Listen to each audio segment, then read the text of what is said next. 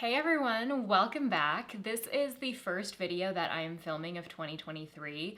I have been off to a slow start because I got really sick after the holidays, and strep throat and the flu just completely took me out for 10 days. It was the most sick I've been in honestly years. It wasn't COVID, but these other sicknesses going around got me. So I hope your year is off to a better start than mine has been. But I'm excited to be back. I'm excited to hang out with you guys again. And I have the final installment of my Best of 2022 series. So you've already seen my beauty favorites, my makeup and skincare favorites. This one is going to be all of the miscellaneous. I've got body, fragrance, hair care, and fashion. I thought it might be fun to start with fashion because it's been a while since I've talked about some of my favorite fashion pieces, and I actually want to talk about jewelry. I get asked a lot about my jewelry from you guys, and I usually try to link everything I'm wearing in my videos in the description box because I know you see close-ups of the jewelry, and I oftentimes get questions. But there are a few brands that I cycle through and I wear over and over and over. Some of my most worn jewelry is from Dean Davidson, and they are a Canadian brand. I'm actually wearing their Dune hoops right now. I think these are the midi hoops. They also have mini and a larger size, which I love as well. They're kind of these tube hoops that are hollow, so they're not too heavy. And these are gold plated. I do have a discount code with Dean Davidson if you're curious to try them out. My other favorite piece that I've been wearing a lot, I'm sure you've seen me wear it, is their Plaza ring. And this is in the shade the gemstone midnight blue. So it's very much a bolder kind of piece. You've got that chunky, almost Art Deco sort of look, and it's beautiful. I love it as a sort of pop of color and an accent piece. I don't wear a lot of color in my clothing, but I do like to wear colorful jewelry, which you'll see throughout. My other most worn piece from them is their paperclip chain. So this is just a pretty small paperclip chain. And then they have a birthstone pendant. I don't always wear the birthstone pendant. This isn't even my birthstone. I just like green. A lot of times I wear the paper clip chain on its own and I layer it with other pieces. But I also like it because it's really lightweight, but it adds a little bit of texture to the neckline. Another one of my favorite brands for simple but sort of interesting and textured jewelry is Daisy Jewelry. And I'm sure you've seen me wear these necklaces before. This is my most recent piece from them. This is their T-bar necklace. So you get that little piece going across, but then you have this textured beaded chain. I actually really like layering this with the paper clip chain. I think those look nice together. Different sort of delicate chains that you can layer, I feel like are trendy, but also sort of timeless on their own. And I also love their larger paper clip chain. I don't know what it's called. I think it's their large box chain.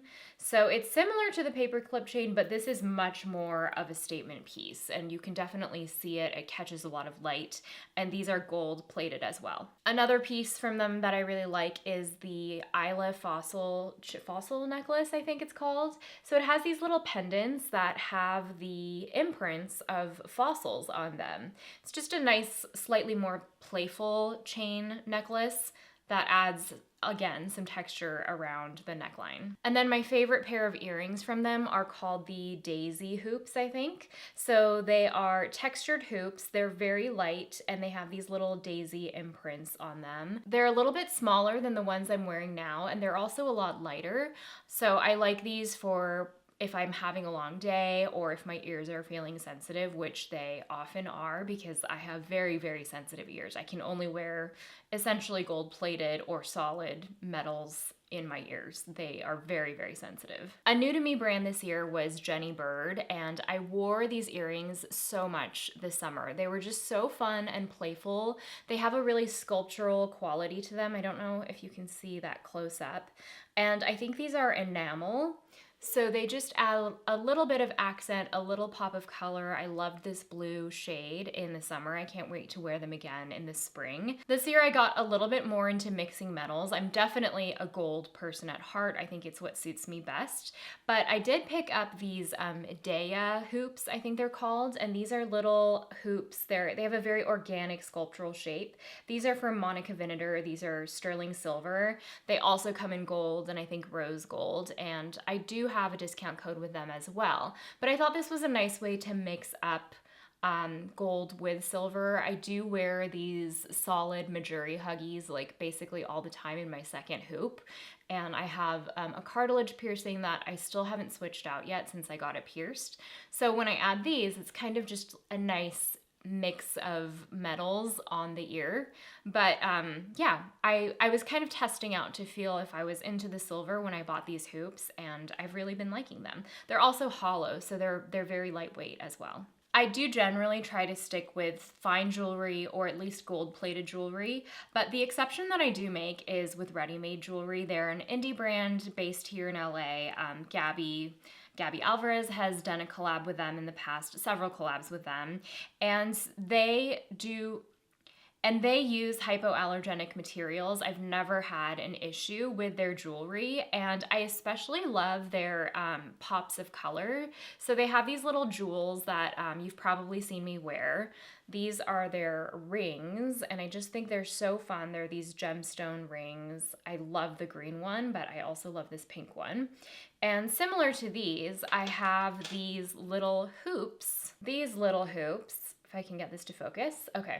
You've probably seen me wear these a lot. They're on like a little bubble huggy, and you can take the jewels on and off, and you can mix and match on their website. It was just a really fun way to add in like a pop of color, something playful to an outfit. And the last jewelry brand I have to mention is Raw Raw Jewelry. This was a brand that reached out to me towards the end of the year, and they sent over a couple of their rings, and they are just absolutely stunning. So first of all, they sent over this gorgeous jewelry box. It's ceramic, and they sent over a couple of their gemstone rings. This one in particular, I think it's called Sun Shower. It's a slightly diagonally set ring, and it's texture. This is part of their rough collection. It's called the rough collection because the bands themselves are a rough texture. And they also sent over this gorgeous blue gemstone as well as this pearl ring.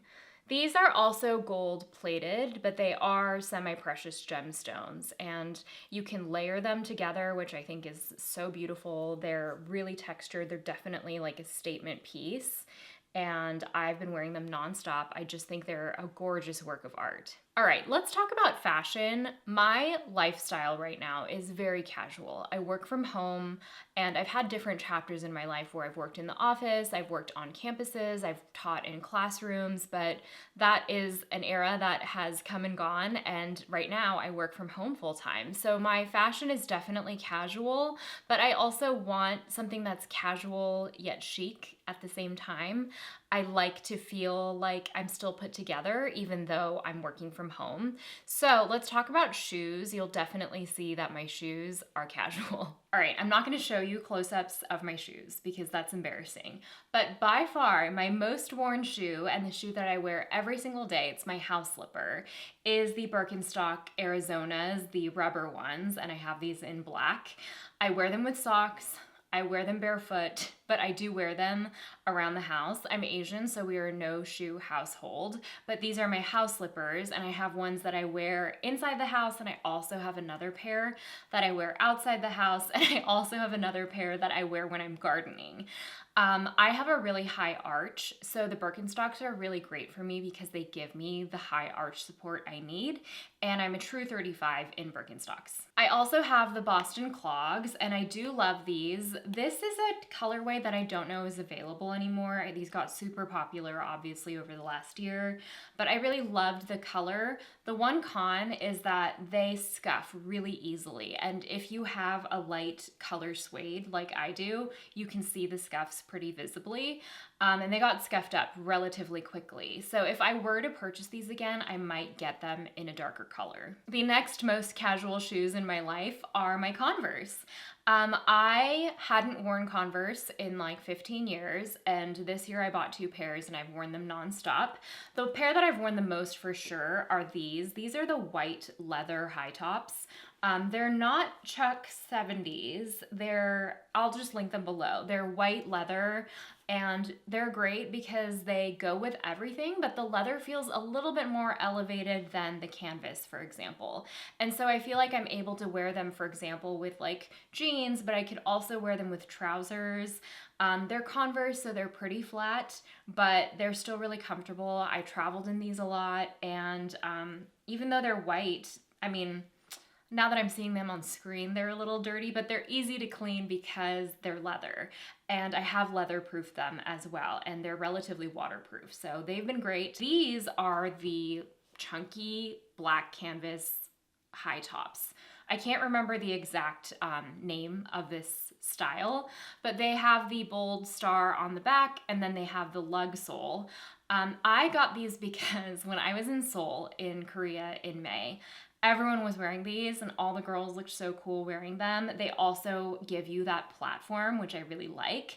I have found these a little bit harder to style only because they are a platform and they have a bit more of a statement quality to them, whereas my white Converse I can style with basically any outfit. So I just don't wear these as much, but I do really love them, and they're also a lot squishier and bouncier than these, probably because of the thick platform. This last year I really tried to curate a handbag collection that would fulfill every need but not require me to have like 20 different handbags. I've never been that person. I've always just had a couple of handbags, but I wanted solid pieces that would last a long time. One of my most worn bags this year is my Osoi bag, and this is their Brote bag. So it's a very unique shape. It's very sculptural. I think you've seen me talk about this before.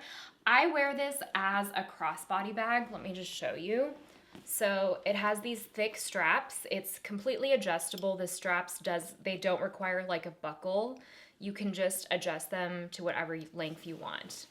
And so you've got the crossbody bag, and this part opens. It's got like that clamshell quality. Capacity wise, this holds my phone, my wallet, my sunglasses. A lot of times it'll hold multiple lipsticks. Despite looking like a smaller bag, it actually has a lot of volume. So this is a great everyday bag that I use all the time. It's a smooth leather, but it actually hasn't had any scratches. And I am not precious with my handbags. I throw this thing around, and yeah, it's seen hardly anywhere. Oh, and if you're not familiar, Osoi is a Korean designer. So that was something that excited me too when I purchased this bag. I'm definitely looking at their other bags, but this is the most, I think, neutral, everyday, functional of their current handbags. Their other handbags are a little bit more funky and fun. The other most used handbag is my Etsy bag, which is a dupe for the Dragon Diffusion Nantucket bag. And I do not use the term dupe lightly. This actually looks just like the Nantucket bag, except for, I think, the dimensions, which are slightly smaller. So this is by a seller called Altika. Altika is actually an acronym, and it stands for Artisans in Leather Technicians of India Cooperative Association. So it's a co-op of artisans in India that make this bag. I have a feeling that Dragon Diffusion sources bags either from these artisans or from the same region, because it's the same weave as the Dragon Diffusion bag. The Dragon Diffusion bag has no logos. It does have a small, slightly different logo on the inside, but it's on the inside of the bag. Like, you're not going to see it. So this bag comes in many different colors, in many different shapes. This is their large bag, so it's the biggest size they have. Or they might have one bigger, but it's not rectangular. And it's just such high quality. It looks the way it looked the day that I got it. So it's got this beautiful textural weave. It's woven around the edges. None of the weaving has come apart. And I love this bag so much that I'm actually thinking about getting it in black too. It also holds everything. I can fit my computer in here, my 13-inch laptop. I can fit my wallet, my bag, a book, a notebook, a water bottle. Like, this is a great everyday bag. The only thing is it's not a great commuter bag if you take public transportation or something like that, because it is wide open. It's a tote bag. There's no closure or clasp on it, but I wear this thing all the time, and because it is textured, this leather is extremely hard wearing. It actually came packaged rolled up in a cylindrical like poster tube, and I couldn't believe it when I got it, but it just unfolds, it takes its shape again, and it's a very hard-wearing everyday bag. It's not by any means a cheap bag. It's not a dupe in the sense that it's like, oh, here's the cheap version of the Dragon Diffusion bag. It is a couple $100s cheaper than the Dragon Diffusion bag, but I think it's still at a very fair price point in terms of the quality of the bag itself. Let's get back to beauty. I just posted my last video, which is my 5 favorite brands of 2022. So it will not surprise you that my body care favorites were pretty much dominated by soft services. I did a mini review of basically all of my favorite products in that last video, so I won't go into it too much because I've talked about this brand a ton. But they've just created a really elevated body care experience, and if you're curious to hear about my favorites, check out that video. For fragrances, I have my longtime favorites, but my new discoveries this year that I absolutely loved were Byredo de los Santos, Filosicos by Diptyque, and also Gentle Night by Nonfiction. I've reviewed all of these on my channel, so you won't be surprised by these. This is the most beautiful, figgy, creamy, but also green perfume. It really does live up to the hype. I know it's a cult favorite, but it's a cult favorite for a reason. De los Santos was a new fragrance by Byredo, and it's become my new everyday scent. It's fresh, it's clean, it's green, but it's also musky and creamy at the same time. There's something very sexy in a unisex kind of way about this. And Nonfiction was one of my favorite discoveries of 2022. They are a Korean brand, and Gentle Night is creamy, it's sandalwoody, it's got a bit of vanilla. If you love sandalwood scents or wood scents in general, you'll love this, but it also has a bit of softness and a bit of freshness as well. My favorite candles of 2022, I mean, I had a lot of old favorites, but my new favorites were definitely all by the new Savant. You know I love these candles. My favorites are definitely Mixed Feelings and Cloud Gazer. These both made it into my monthly favorites, I think a couple of times in 2022. And I also loved these limited edition Summer Splendor. I hope Ingrid brings this back next year because it was so unique, so fresh. But really, all of the scent profiles of the new Savant candles are so complex and poetic and interesting, and they evoke a feeling in me that is not just about scent. I can really tell that they are made with a lot of love. I know that they're made with a lot of love because Ingrid made them, but they all tell a story, and I really, really like that about the brand. I think that's why people have connected to the brand so much. Some final miscellaneous things. I recently traveled with the Clear Cosmetics case from Calpak. This is actually their mini size. I have their larger size as well, and you can see it's huge. The mini size is honestly perfect for most trips. I traveled with a large one for an international trip this summer, and even then it was a little bit bigger than I needed. But I will say I've had a lot of travel bags in my life. This feels very high quality. It is very high quality. It comes in a few different colorways. Mine is caramel, I think. So you have the zipper here. It's clear so you can see exactly what's in it, and you can also wipe it down with a cloth. You get 2 pouches on either side. You get a zipper on either side, and it's compact, but it fits a ton of stuff. I fit all of my skincare and my makeup in here as well on the last trip that I went on. It's held up really well. You get the little handle here as well. I just can't say enough good things about it. I also loved my Calpak luggage this year. I have 2 sizes of their luggage. I have their medium hue bag and their carry-on bag with the hard shell in the front for your laptop. They're both so good. They have lots of different compartments, ways of organizing your luggage. I also love the Calpak luggage luggage cubes. I have those in a couple of different prints. They're super cute. But it has made me a better packer, a more streamlined packer, a more organized packer, and the luggage itself is really lightweight but very durable. There are 4 wheels. It's just so easy to carry around and get around, and I'm a total convert. I've gotten rid of my other soft shell luggage basically since I've switched over to Calpac. My final favorite thing is my favorite book I read all year by far, and this is Dead End Memories by Banana Yoshimoto. It's originally written in Japanese and it's translated into English. It's a collection of short stories. These short stories are so simply written. The writing style, Banana Yoshimoto's writing style, is not about flourish. It's not about like literary show off. They are truly about the simplicities of everyday life and the stories of everyday people in Japan. And at the same time, the heart of each short story just completely pierces you. There's a way that it's very sentimental without being sentimental in the writing itself. I can't describe it. Every short story moved me. It felt like a warm hug. I cried. It's hard to do it justice with words, honestly, but if you are looking for something that will move you, I think this is something that a lot of people will love. And also because it's this short story format, you can kind of take your time through it. The stories are not very long, even if you have a hard time getting through novels or something like that. I think this is a great way to, I don't know, find your way into a story. So that concludes my 2022 roundup. All of my favorite things, everything I loved in 2022.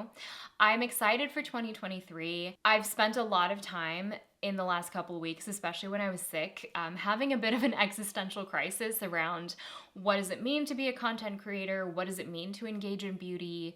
I did share a little bit with you about how I'm trying to move away from the model of constant new consumption. It's a really hard thing to do in this space, and I'm not saying I won't engage with new things ever, because obviously I will. That's part of what I do here. So I don't know exactly what form those questions will take, but I do think they are productive questions, and they're questions that I know a lot of you ask as well, and you share that mindset with me, not necessarily about what kind of content should we create, but about what our relationship to things is, whether that's beauty, fashion, lifestyle, books.